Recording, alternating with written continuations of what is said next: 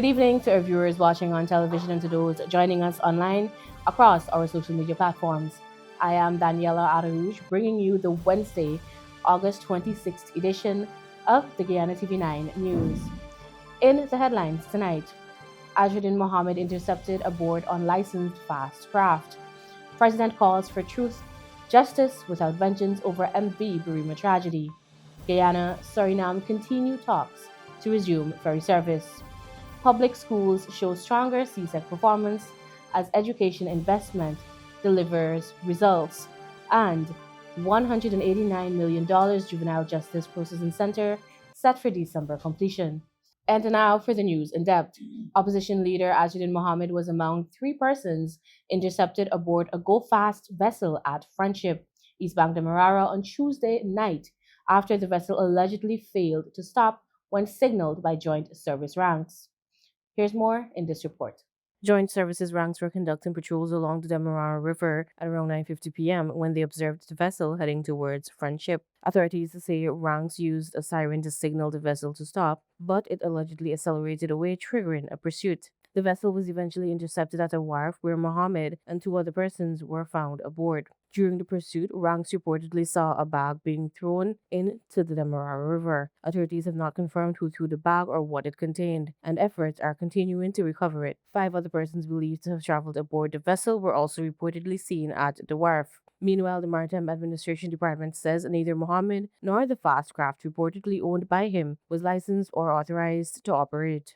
Marad warned that the operating unlicensed vessels poses risks to passengers, crew, and other waterway users, and said persons found operating without the required authorization may face enforcement action. The department also noted that the Guyana Defense Force Coast Guard is empowered under the Defense Acts to enforce laws relating to maritime safety and security. Investigations into the incidents are ongoing. President Dr. Mohamed Irfan Ali is urging Guyanese to remain united in the wake of the MV Barima tragedy, warning that grief must not fuel hatred, suspicion, or division. In his Juman Nabi message, the president called for truth and justice to be pursued without vengeance, while urging citizens to allow the facts to guide the national response. Here's more in this report.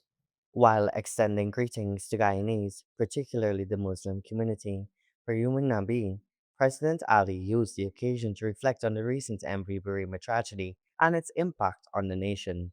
The president said the teachings of the Holy Prophet Muhammad, peace and blessings be upon him, are particularly relevant during moments of national grief, emphasizing compassion, unity, and concern for those who are suffering. Guyana, at a time when our nation has been touched recently by profound tragedy.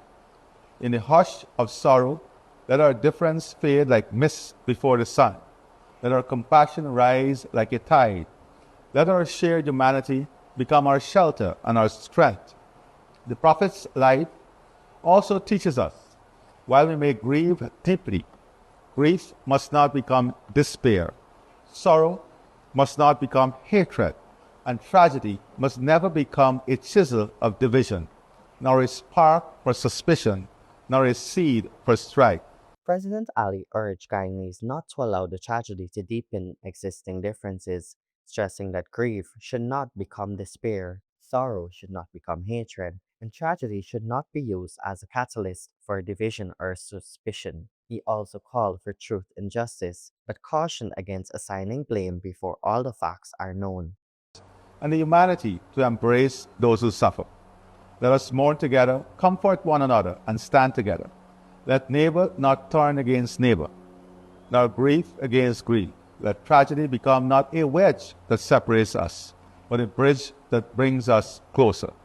The president encouraged Guyanese to mourn together, comfort one another, and stand together, saying the MV Barima tragedy should become an opportunity to strengthen national unity rather than create further division. He closed by praying for comfort for every grieving heart and for Guyana to be guided towards greater compassion, justice, peace, and unity. Bradley Souza reporting for Guyana TV9 News.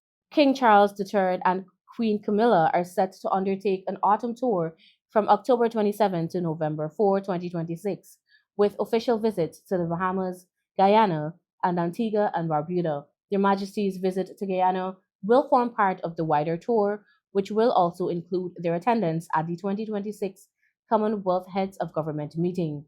The tour is expected to highlight the long standing ties between the United Kingdom and the three Caribbean nations while providing opportunities to strengthen Commonwealth relations and cooperation. More news after the break. Do stay with us.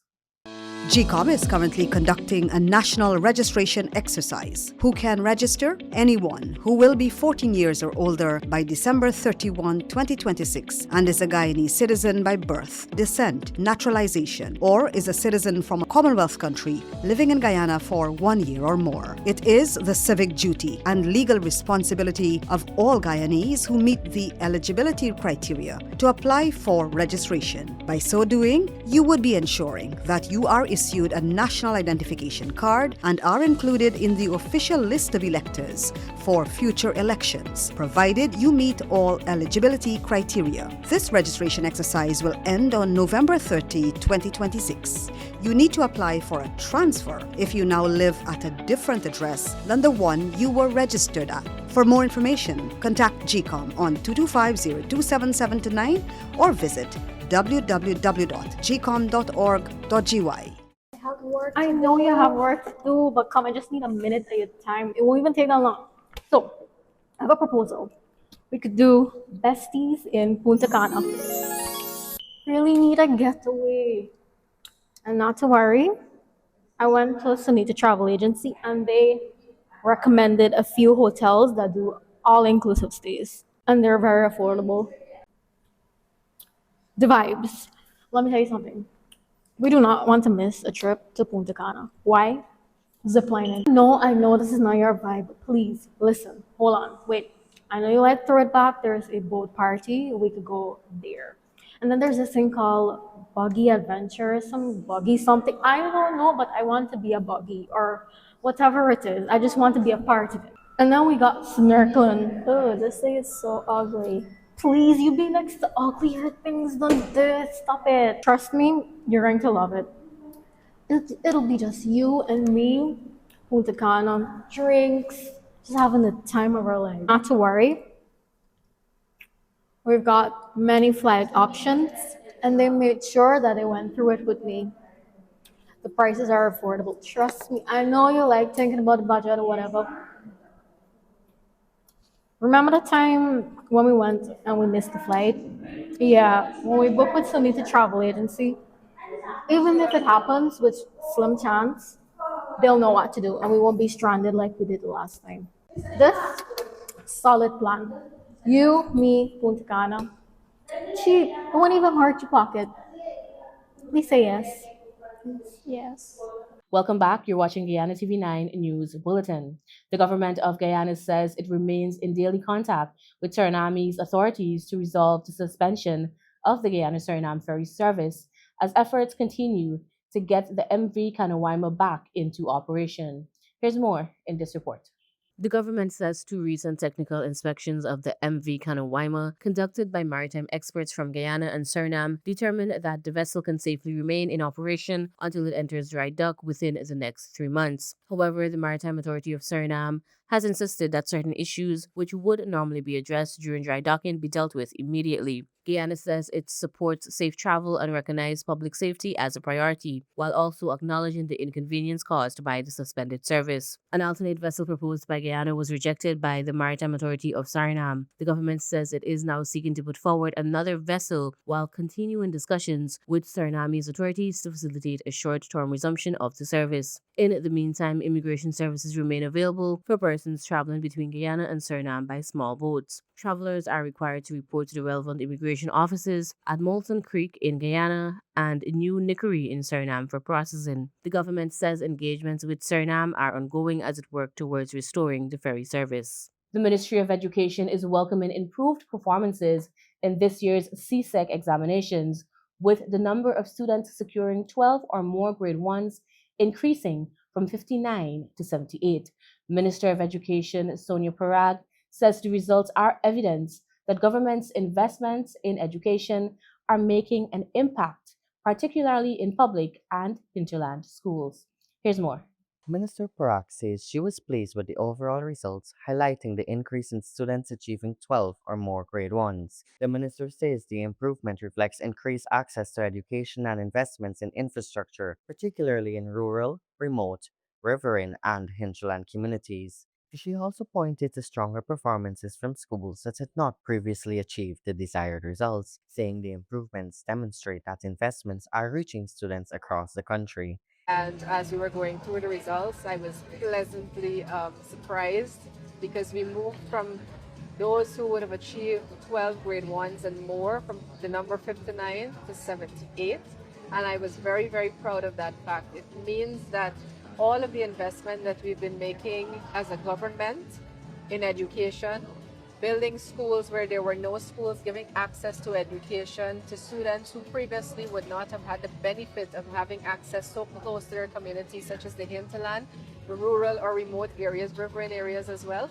And so it really just shone through because you saw so much coming out from the hinterland as well as those schools that did not previously perform as well as we would have liked them to. But this year we did see a drastic improvement in results for those schools as well. Of course, you still have our national schools that are doing very well: Queen's College, the Bishop's High, St. Stanislaus College, St. Rose's, St. Joseph's, along with the private schools. But what we have seen is that the majority of schools that performed well we had outstanding students coming out of were from government schools or state-owned schools. So that in itself tells you that the investment has been working. While traditional high-performing schools, including Queen's College, the Bishop's High School, St. Stanislaus College, and St. Rose's High School continue to perform strongly, Parak says the growing success of government schools is particularly encouraging. She credited students, teachers, parents, and other education stakeholders for the results and said continued investment will be important to sustain the progress. Rat D'Souza reporting for Guyana TV9 News. The $189 million Juvenile Justice Processing Center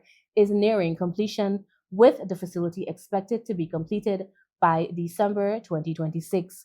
The center is designed to support the rehabilitation of young people who come into conflict with the law or are considered at risk of offending. Here's more. The facility will provide a structured environment where young people can receive counseling, mentorship, and guidance while being supported to make positive changes and reintegrate into their communities. Honorable Minister of Human Services and Social Security Dr. Vinya Prasad says the center is intended for young people who have either had their first encounter with the law or are at risk of getting into trouble in their communities. The minister says the facility is being developed in keeping with the Juvenile Justice Act of 2019, which provides a framework for dealing with young people who come into conflict with the law. A major focus will be rehabilitation with counselors, mentors, religious leaders, and other community members expected to play a role in helping young people change negative behavioral patterns and avoid repeated offenses. I'm on the site of the new Juvenile Justice Processing Center. It's a facility that will cater for young people at risk. And these are young people who have either gotten into trouble for the first time with the law or they are at risk of getting into trouble in their communities. The Juvenile Justice Act of 2019 lays out in detail how we should process young people in these situations. So the facility behind me is to directly deal with that. Young people will come through this facility, they will have counselors, they will have a buffering system where we will have mentors, religious leaders, or persons in their community who can stand as in simple guarantors for them so that we can change their behavioral pattern, we can work with them so that they will not come back and engage in a similar offense. So it's a whole rehabilitation facility directly targeting youth in Guyana, and I'm hopeful that this 189 million facility will be complete by December. In fact, I'm not hopeful. It will be completed by December 2026, and this is bringing to life what is provided for in the legislation. The $189 million project is expected to be completed by December 2026 and represents a significant step toward putting the provisions of the Juvenile Justice Act into practice. The center is ultimately aimed at giving young people a second chance while strengthening efforts to reduce repeat offending and promote safer communities. Brad D'Souza reporting for Guyana TV9 News. Guyana has begun preparations to host the 2027 Caribbean Games, marking the first time the country will stage the Caribbean's premier junior track and field competition. NACAC President Michael Sands and Technology Commission Chair John Paul Clark are in Guyana to assess preparations for the March 2027 Games. The delegation inspected the National Track and Field Stadium at Leonora and met with senior sports officials to review infrastructure, technical requirements, and event organization. The Games are expected to provide a major platform for Guyana's young athletes while showcasing the country's sporting facilities and growing capacity to host major regional competitions. When we come back, we take a look at what's making headlines on the regional and international scene.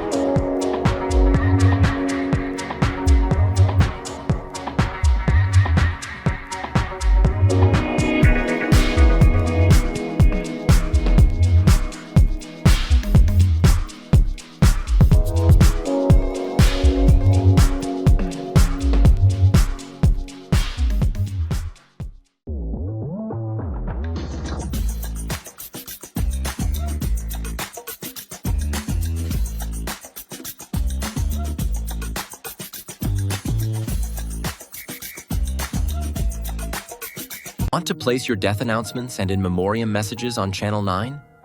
Call 592-761-5006, 710-5008, 600-5006. Or visit our office at Lot 85A Lamaha Street, Albertown, Georgetown, Century 21 Building.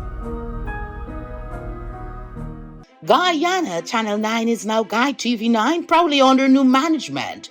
We're building stronger with a balanced and open platform for all advertisers. Whether you're promoting a business, service, or event, your message belongs right here. So choose your spot, news, prime time, or anytime, and reach viewers across Guyana. With affordable rates and professional service, Guy TV9 is your partner in progress. So visit us at Lot 21A, Lamaha Street, Georgetown, in the Century 21 building, or call 600-5006 or 761-5006. Guyana TV9. New leadership, fresh outlook, real results.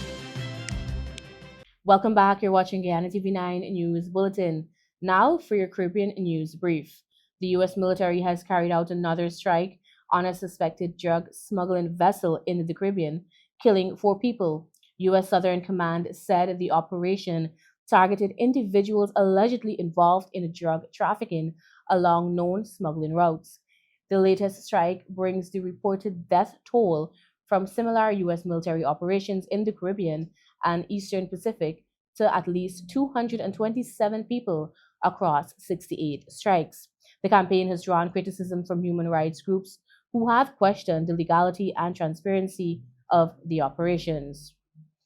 A tropical disturbance moving westward across the Atlantic is being closely monitored as forecasters assess its potential to develop. The system, known as Invest 96L, has a 70% chance of becoming a tropical cyclone within 7 days, according to the latest reports. The disturbance is currently far from the Caribbean, but its development is being watched closely as the region moves through the peak of the Atlantic hurricane season.